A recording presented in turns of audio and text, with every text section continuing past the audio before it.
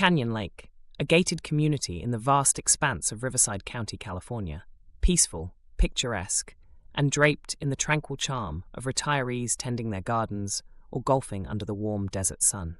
For June Roberts, this idyllic setting was her sanctuary, until the day she opened her door in 1994 to a monstrous reality.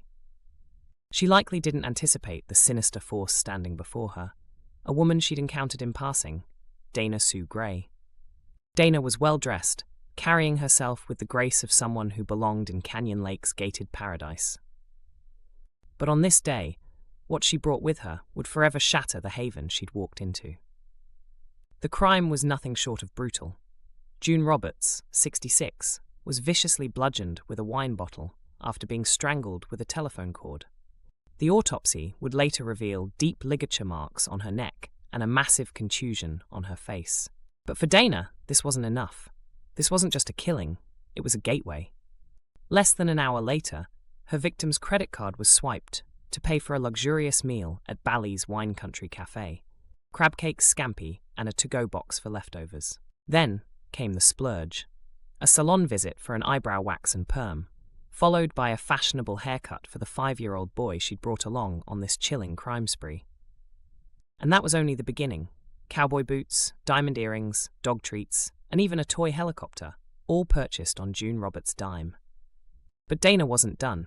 Just 10 days after Roberts was murdered, Dana entered an antique store in Lake Elsinore. There, she came across Dorinda Hawkins, a 57-year-old store clerk.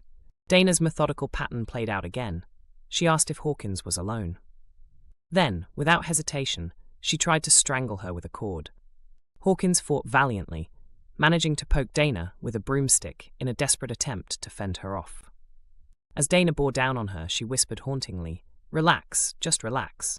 Miraculously, Hawkins survived the attack, becoming the only person who lived to describe Dana's terrifying presence. But for Dana, 2 victims weren't enough. 5 days later, she ventured to Sun City, yet another retirement community. Here, she encountered Dora Beebe, an 87-year-old widow living peacefully in her humble home. Dana's excuse this time, she claimed she was lost and asked for directions. Without warning, she attacked Beebe, strangling her with the all-too-familiar phone cord, before beating her savagely with a household iron. Blood spattered the walls, leaving an imprint of Beebe's body on the hallway, a grisly marker of her final moments. The very iron Dana used to beat Beebe was dented by the sheer force of her blows. "I had this overwhelming need to shop," Dana would later confess. After every murder, she indulged in spending sprees that rivaled Hollywood montages of excess. Luxury jackets, mountain bikes, perfumes, gourmet meals.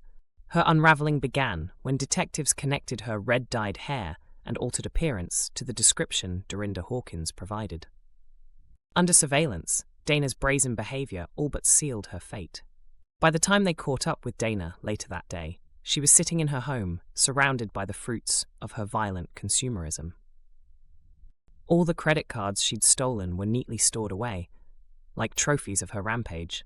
When interrogated, Dana's confessions were chillingly detached. June Roberts, killed because of a supposed look of disdain.